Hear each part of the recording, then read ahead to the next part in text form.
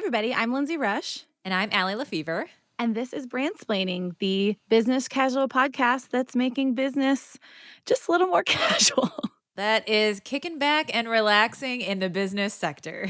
It's like a podcast that is like the cool substitute teacher that sits in the back of its chair, like sits like that. Oh, absolutely. Very AC Slater. I like that. Yeah. It's, think of it as like a, work Friday, Jeans Friday at work. Work Friday? What is Work Friday? Imagine working on a Friday. Now that's what this podcast feels like. Never heard of it. Revolutionary. Oh, Summer Fridays. It's like a summer Friday. But I guess that means you're not working. That's right. And that's what Brandsplaining is. So welcome back. And that is why we are so good at really tight, cohesive, succinct branding. Mm-hmm. Boom. Perfect example. Okay, so this episode, let's see who our sponsor is. Great. The sponsor is Sniff Strikebreaker. Nope, those aren't words. The sponsor is Zero Condition. Man, we love this brand. Love Zero Condition. Because it helps you make sure that your AC is wherever you want it to be. Yeah, I love Zero Condition because it's really great about turning your home into the frigid tundra of the Antarctic. So when it's mid-July and you're like, I would love to build a snow fort. Yeah. Zero Condition. We're not just making it cold, making it cool. So thank you, Zero Condition, for sponsoring this episode. Thank you. What did you think about that? I don't know if it's obvious to everyone, but we used a random word generator to pick a sponsor. I like that. I like it too. Yeah. That's how casual we are here. We're just so cash. Why have ads when you can make ads up? Right? Why get ad money when you can make up ads for free? Should we talk about today's episode? Because it was so fun. Oh, it was great. We talked to Eleanor Turner, who is the founder and CEO of The Big Favorite, which, God, I love that company name. So good. And The Big Favorite makes super soft and circular undershirts and underwear for men and women, or to use their sort of fun slogan, The Big Favorite goes places, just not in the trash. Now, that actually sounded like an ad. Goes places, just not in the trash. Yeah, the way you dropped your voice like that. It was so soothing to my soul. Terry Gross. Yeah.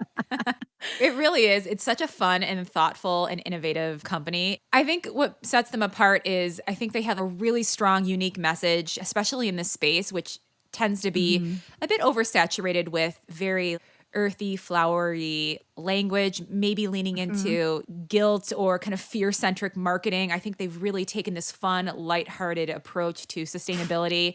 And it's just incredible. And they're already making a big splash. They've been featured in Vogue and Marie Claire. Yeah, and they just launched. So I think by the time you're hearing this, they will have recently launched their new website and really officially hit the market. And so we really got to talk to Eleanor about, the origin story of The Big Favorite, which it's so cool. It was formerly a cotton workwear brand led by her great-grandfather in the 1930s. And now she's revived it. And she's used a lot of that sort of original heart and story, but then added in quirkiness, fun, humor, and then, of course, this intention to recycle undergarments, which doesn't happen. So we learned a lot of really cool things about the whole textile recycling life cycle. Yeah, it's incredible. And so we get into a lot of really good conversations about The Big Favorite in terms of their branding choices and the messaging direction. But it was so cool to talk with her because she has this incredible background in the fashion industry. She was one of the co-founders of Argent.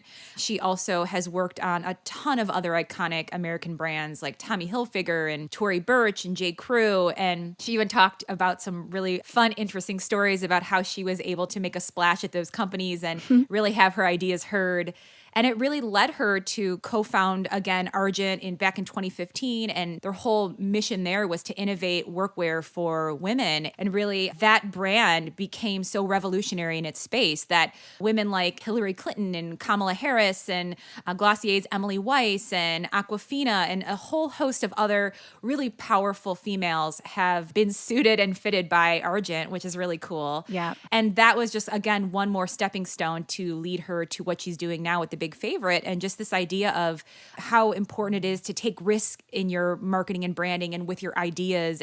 And I think she did that with Argent, and then she really brought that same risk-taking mentality to The Big Favorite. Yeah, I mean, I think it's so cool. She has 4 patents pending on the designs she did at Argent. Like, she is just so brilliant and also so funny and energetic and Yeah. smart. And so we just got to hear a lot about what the Big Favorite is doing, what they want to do. Like, they're eventually gonna be sold in corner stores, which Mhm. feels really, really unique for a sustainable brand. And we learned that 11 million pounds of undershirts and underwear go to landfills and incinerators every day. And they coined the term understuffs, which I think is very fun. Mhm. Very cute. Those are the garments that you can't donate or resell. And Mhm. the Big Favorite is going to change that through their own recycling process of their own products, right? And so they made these zero waste, plastic free, circular understuffs. And I just think it's going to be so huge. And I just love the idea that the Big Favorite is bringing this high quality recycled understuffs and then putting them in very convenient, accessible locations, which you just haven't seen historically. So Right. there's just this really cool interplay between just nostalgia and kind of their origin, and then being very future facing in terms of how they aim to rethink and reshape this industry. Right. And then I think the only other things we should tee up, because I want everybody to just get into the episode, is just the intention behind the brand personality and tone of voice and visuals that they've created for the brand, Mhm. and wanting to really embrace the funny and weird and wacky. In a way, we joke about it being sort of a dad voice, but mixed in with nostalgia from the 40s because of the origins of the brand. And what you really have is this joyful experience about a very serious topic, sort of, sustainability and saving the planet, using fun to get that message across, and really embracing all the things that make your company unique and weird and running with it. I think they're doing such an excellent job. Yeah, it's incredible. Well, enjoy the episode. It was a true treat, and we think you will absolutely fall in love with Eleanor. Yeah, I think the only other thing is if you wanna check them out on Facebook and Instagram at The Big Favorite. And then another funny thing she says, they have a Reddit for the company that is Great Granddaddy Turner. So that gives you any indication of how much fun their brand So is. good. Enjoy. And now, for all the women in the business of being women in business. For girl bossy bosses and boss girly girls. For CEOs, mogals, and branding babes ready to make herstory. Please put your lady hands together and welcome to the stage, Brandsplaining.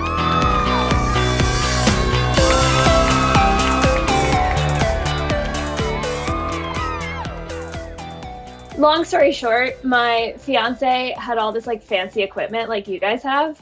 And I was like, cool. And I was pulling it out this morning. I'm like, yeah, I'm going to use it. And the cords are missing. So. Oh, the chords.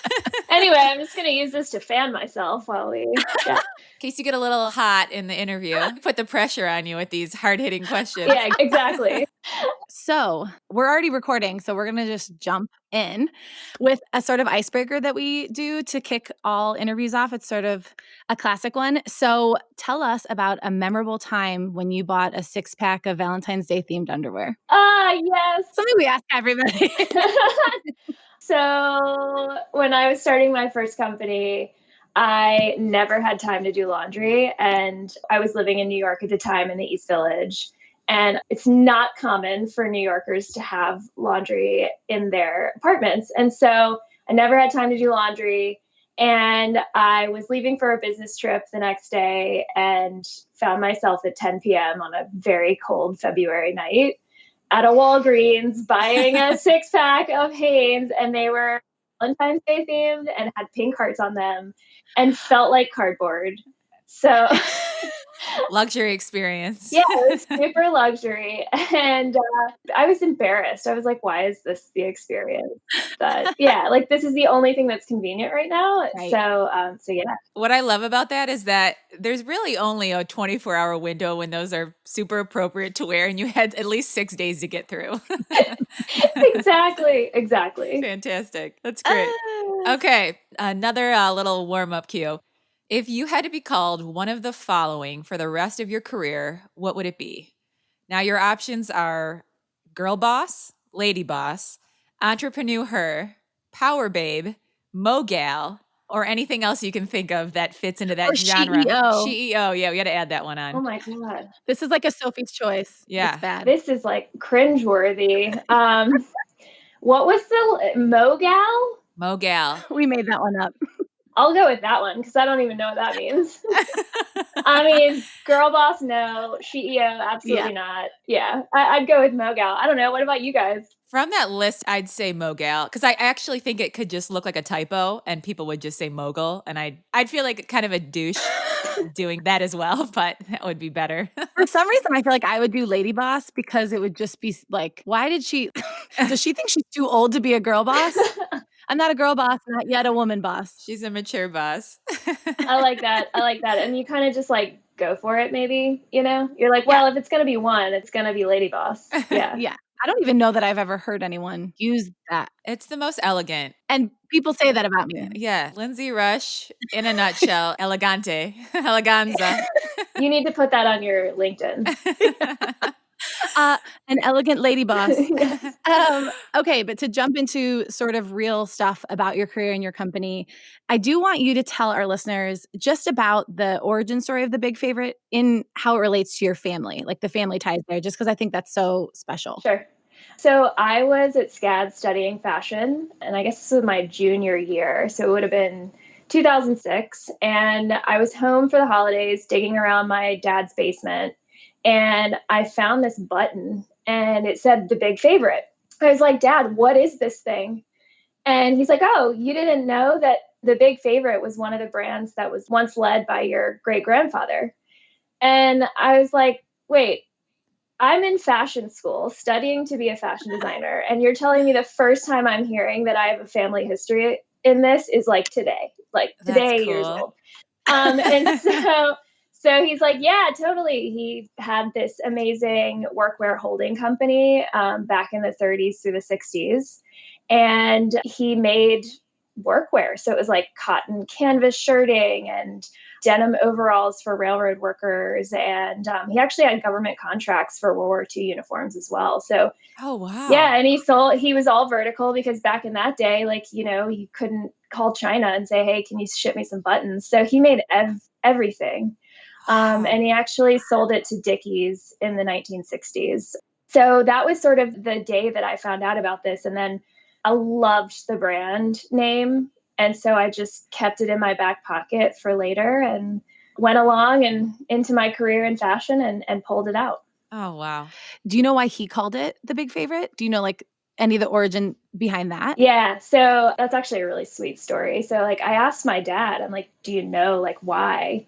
And he said that the word favorite had a much dearer meaning at the time, like it elicited a choice. So the line of clothing that he sold under that name was really marketed and branded towards rural farming communities. And so it sort of gave them a different choice in workwear at the time. And I love that sentiment because choice is really what the Big Favorite is about and offering a better choice. And so we're kind of pulling that back into the brand today. Wow, what a sweet story. And yeah, it's such a catchy, unique name. It's fun to say. Yeah, I just love it. Thank you. Yeah, I'm obsessed, obviously. Oh my God. So great. Yay, great grandfather. That's awesome. So we've seen some of your branding, right? And so on the tag and even part of the logo is this word sanforized. Can you tell our listeners about what that means and like why it's so important to the brand too? Yeah. So sanforized actually means pre-shrunk.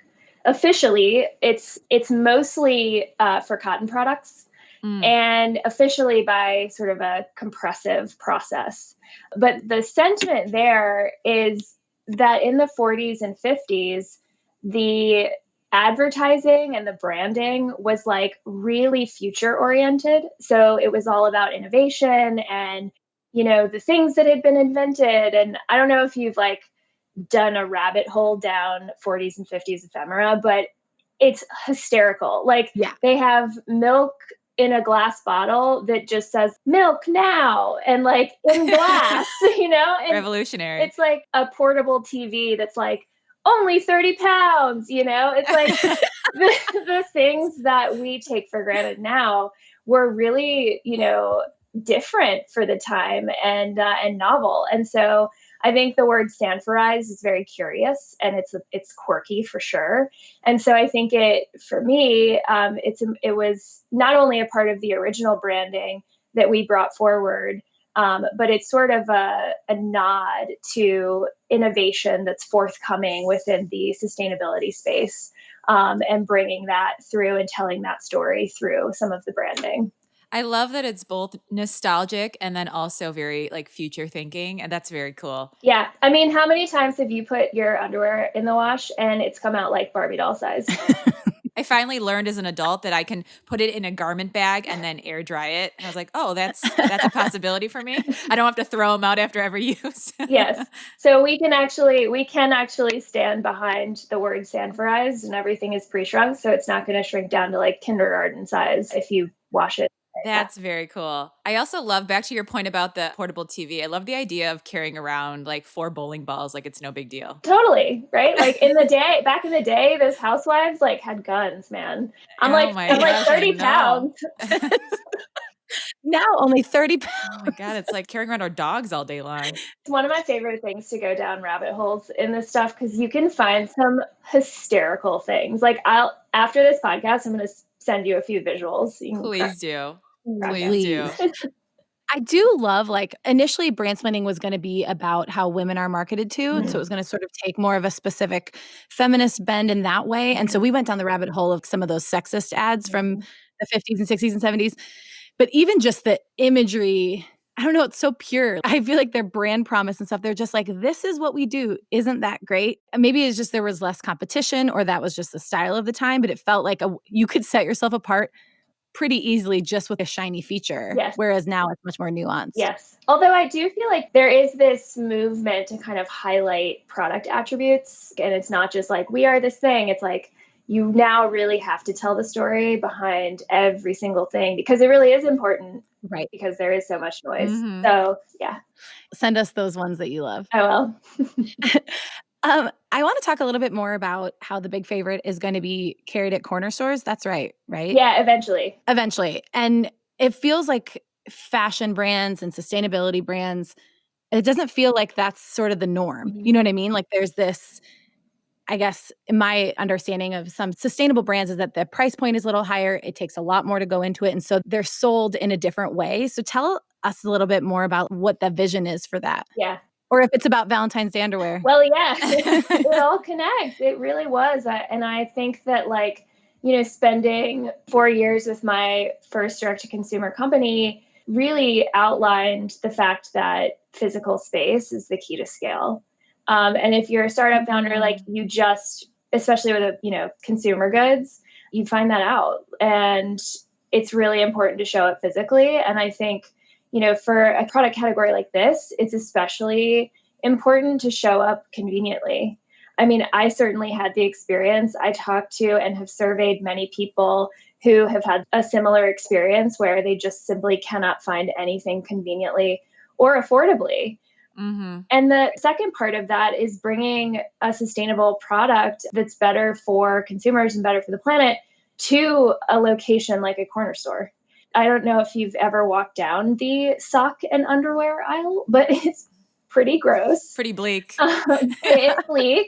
So I think that companies like Walgreens and CVS have a huge opportunity. And I think they see that. And there's been a number of articles that have come out over the past couple of years that seem to suggest they do see that. So I am excited to have that opportunity when the timing is right. That's so great. So just a little bit more on the sustainability piece. So it's a bit of a hot topic at the moment, and we're seeing a lot of the same, pun intended, recycled branding going around in terms of how folks are talking about it, a little bit like what Linz was just alluding to. But you had mentioned to us that you were excited to make the conversation around sustainability just fun and accessible. So can you tell us some ways in which you plan on doing that from a branding perspective? Yeah, totally. So when I was first having this conversation about branding the big favorite and how to make it feel modern, I had to ask the question, how come all sustainable brands are this sort of natural undyed? you know? Like I get it, but it's so on the nose. And I think the planet and nature is vibrant. I don't think it's without color. Like I think that the sky is a beautiful shade of blue, and I can tell you 47 different shades of grass and the colors that change for fall. So like why, is everybody leaning into this sort of like bland brown thing? And in fact, a lot of people tried to bring that forward for the big favorite. And I was like, no. And it took a long time to get to a place where I was truly happy with what that felt like. And so the way that we're sort of bringing that forward is we designed, we chose the color yellow, and I would call it sort of like a raincoat yellow, but it's also like a sunshine yellow. Yeah. It's that really beautiful, warm, sunny yellow that makes you feel great. It's just a beautiful color. And so we also designed an entire stamp library that was pulled from the branding, the old branding from the 40s. Yeah. And added to accordingly with like some new stuff that came from some of the ephemera I was just telling you guys about as well. And so I think that just sort of adds a like levity to the brand. And it sort of brings forward that feeling of like fun, and you're not taking yourself seriously. Because I mean, when you're talking about recycling understuff, you need a certain amount of humor, because it is like people think it's weird. But you know what? The thing I think is weird is throwing it away to a landfill. I think that's gross. So I think it's just about making people chuckle. Yep. And then you can see it's coming through in the tone of voice as well. So we're just kind of like being quirky and having some fun with it. That's what this conversation, I think, needs. And it can tend to be like a very sad one, but with creatives and with new businesses and leaders in this space, like we can change that, and we can be excited about the future. So yeah, it's really cool that I feel like you're giving people permission to engage in this type of sustainable fashion and find it, compelling and sexy and cool in ways that people maybe haven't historically, because it's been marketed in such a specific way. So yeah. I love that. And you use this term understuffs. What made you use that? I think that's such a cute, unique phrase. Yeah. So, this category is sort of talked about in terms of undershirts and underwear. And I guess the inclusive term is technically undergarments, right? Yeah. But undergarments to me feels a bit stuffy, not as fun. And so I wanted to find a word that sort of embodied all of that stuff, stuff, All the understuff. all the other stuff that embodied it, that just felt more on brand. And so we made it up. Understuff. It's so great because it encompasses, because it's going to be underwear and undershirts, right? So it has a way of being this umbrella term. Yeah. I love it. Tell us a little bit about how I know you talked about the color palette, but you were talking to us a little bit about a photo shoot that you had just done for your new website. Can you tell us about how that personality has carried through the visual experience?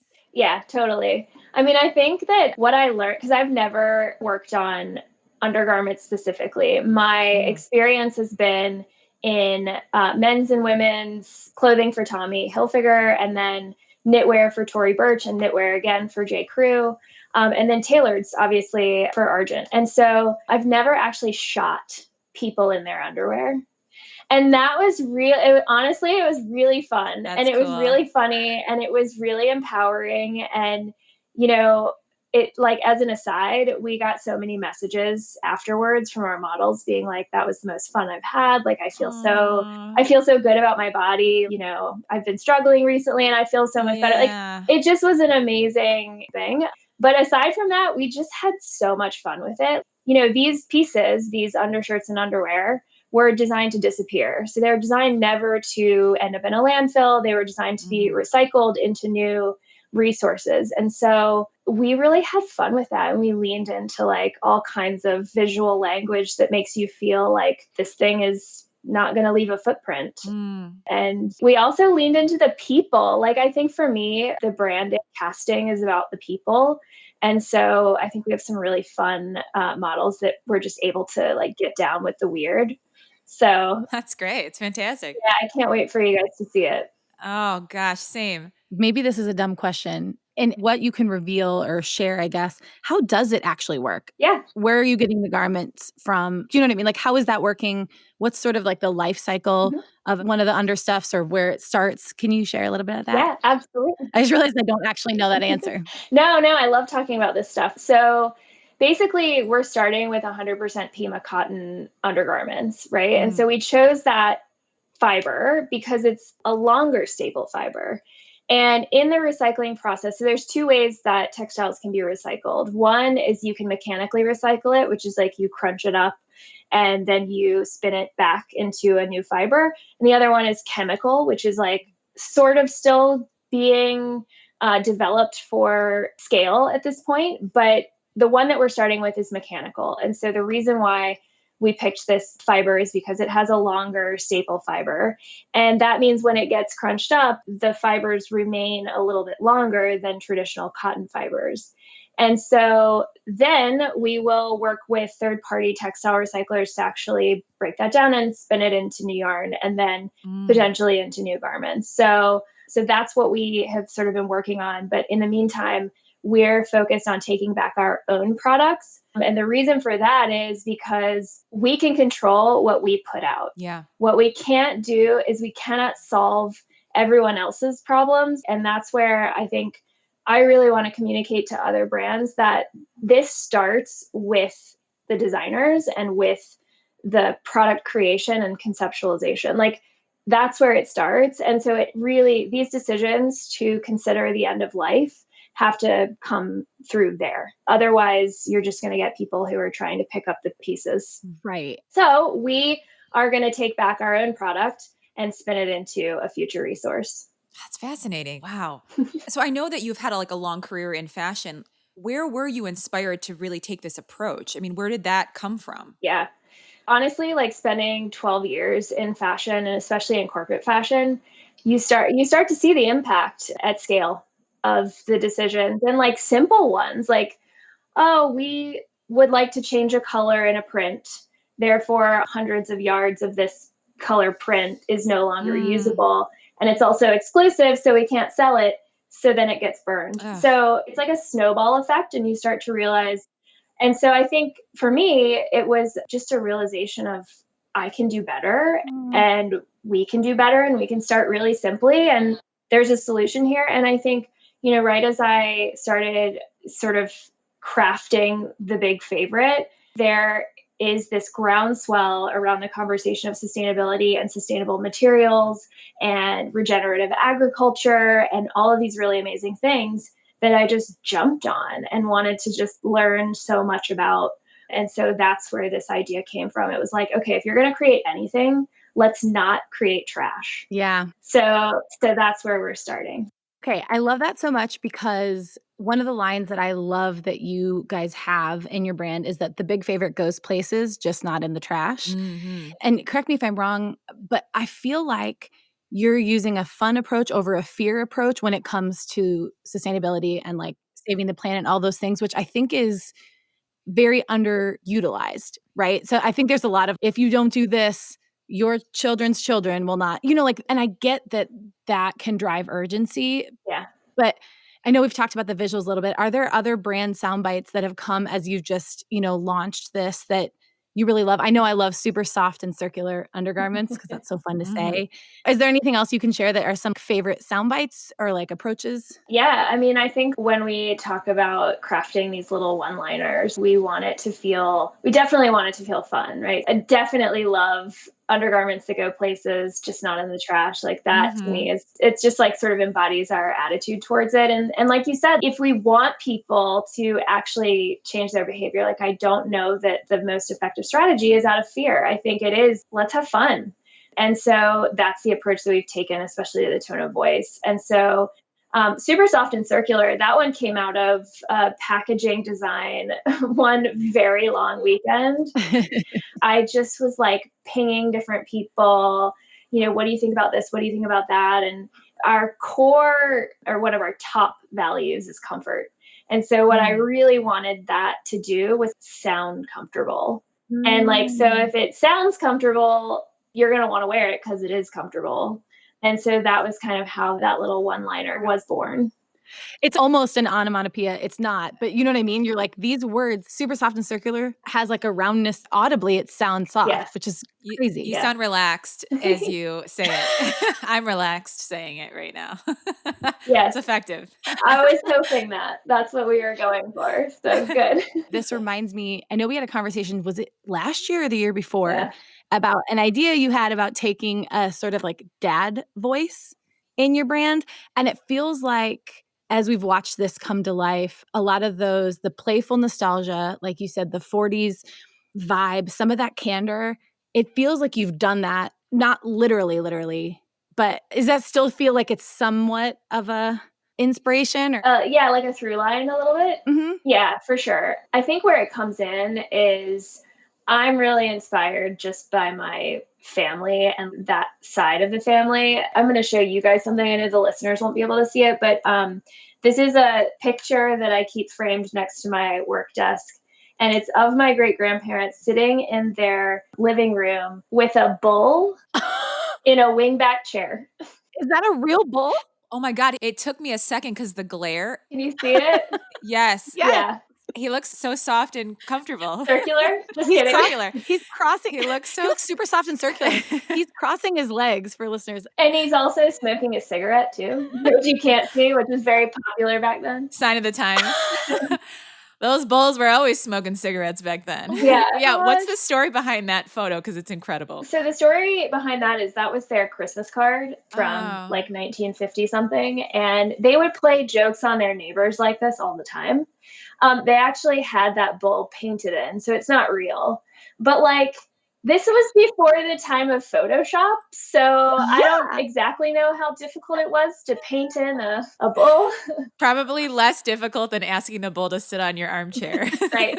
So, Just barely. yeah. So I think it just sort of embodies this generational humor that my family has. Yeah. And, you know, my dad is just like a weird guy. Like he's just a weird, funny, quirky guy. And I love his tone of voice. And I think that was definitely part of the early inspiration that we brought into the tone of voice. I don't know if you can actually call it dad humor at this point, but I think that it still sort of transcends. It still sort of pulls through.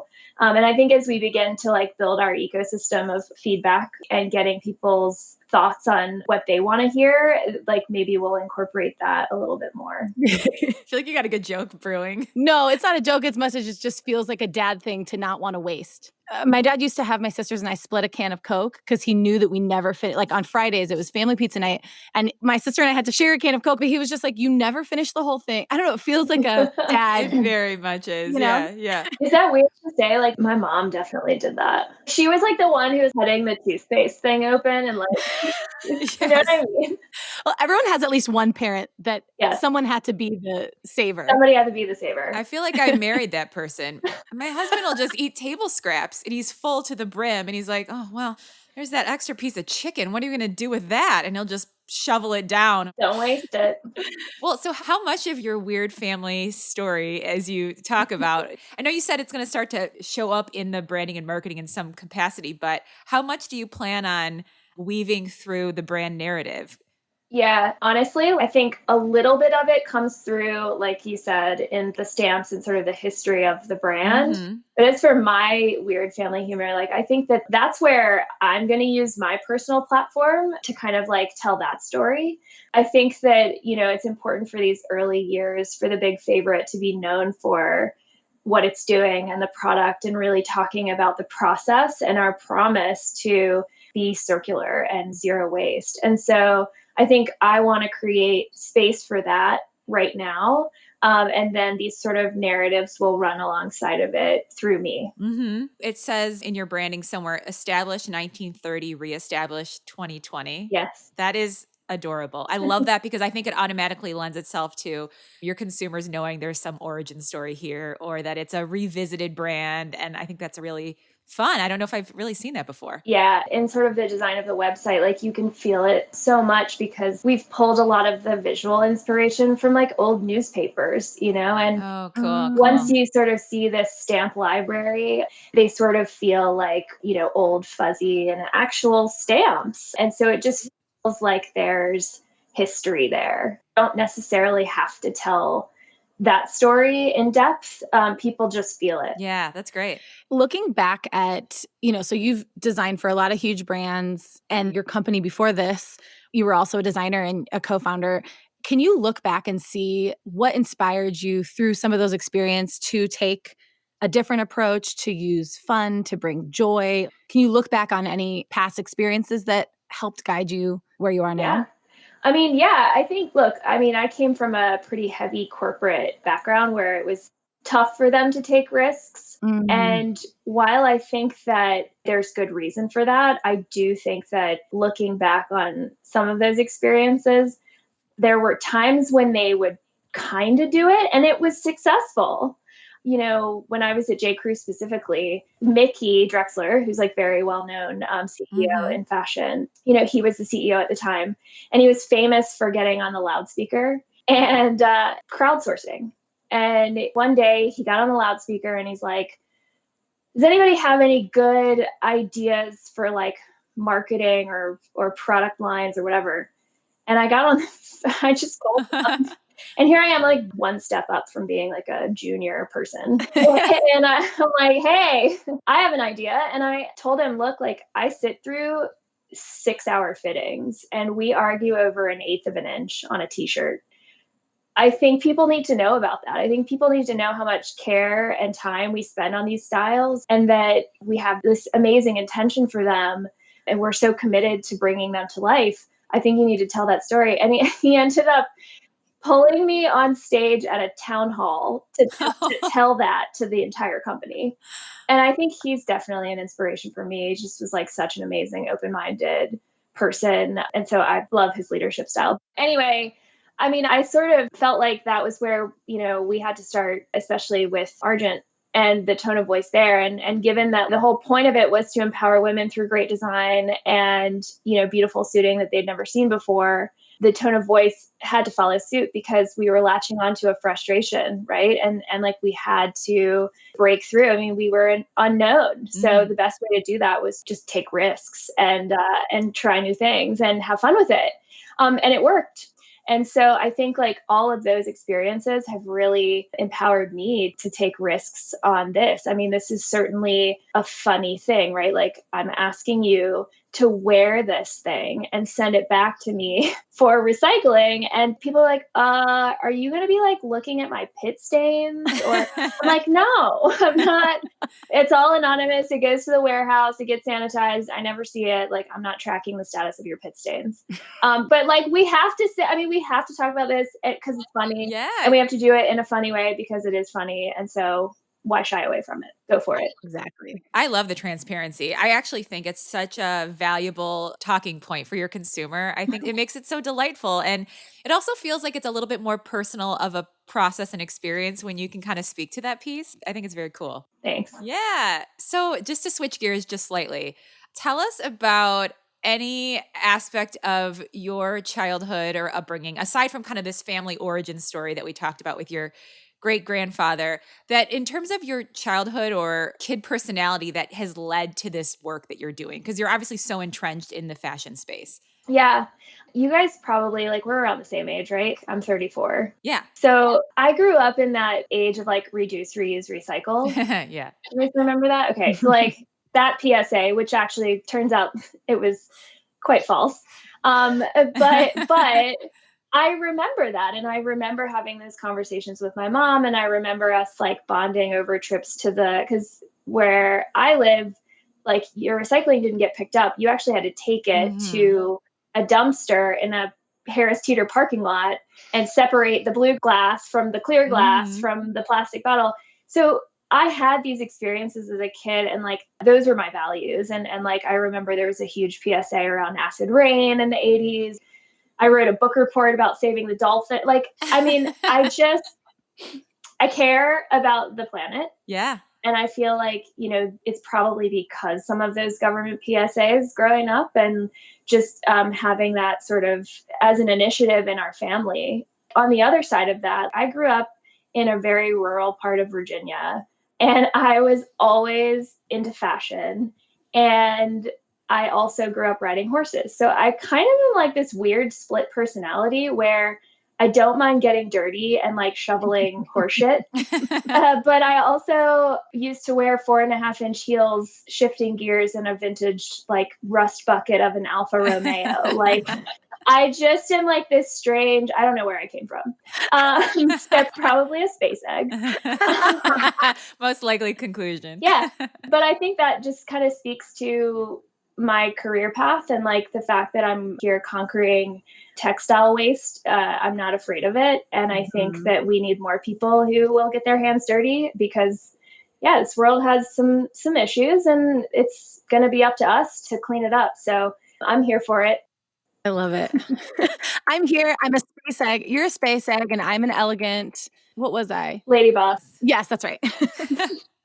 Eleanor, it makes me laugh. I love that you had the experience of going to separate out different color glass in your recycling process. I feel like the only reason us Michigan kids recycled was because we got 10 cents back on pop cans. And so it was like a mad scramble that we would comb through our relatives' houses so we could get like, $2.40, which was like a gold mine back then. So yeah.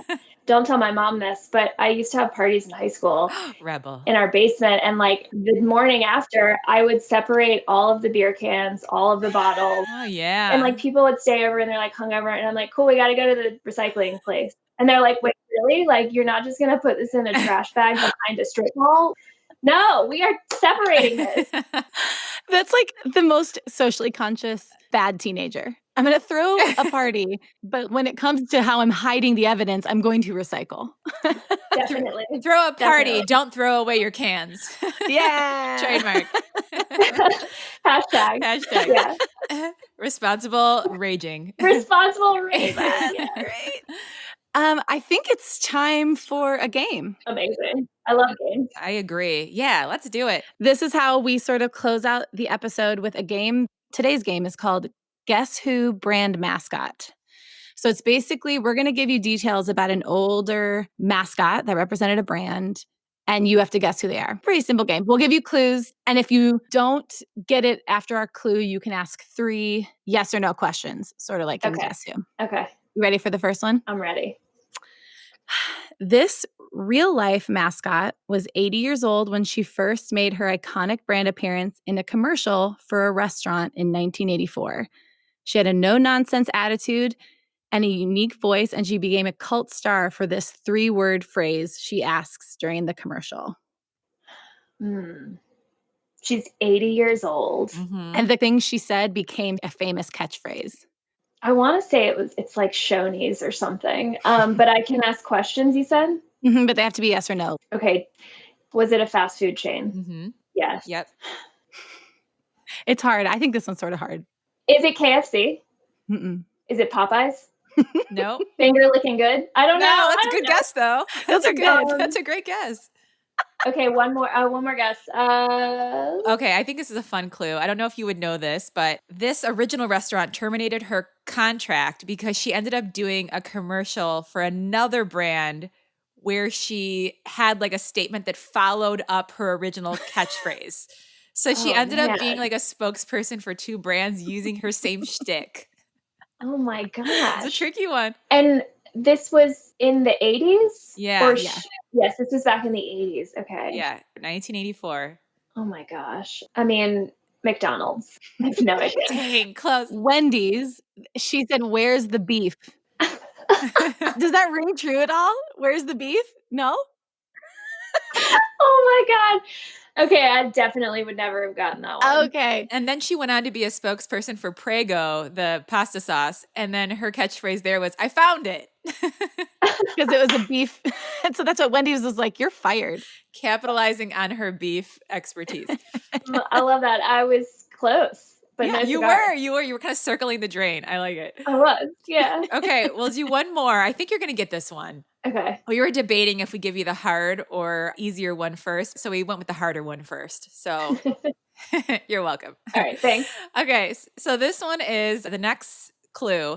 This group of animated, magical folklore characters were created in 1969. They appear in commercials living in a tree and baking various snacks. They are mostly seen on product packaging now, but were alluded to in a commercial as recently as 2013. Keebler elves. Yes. There we go. Oh my God, I love this. Also, you guys, I was researching this.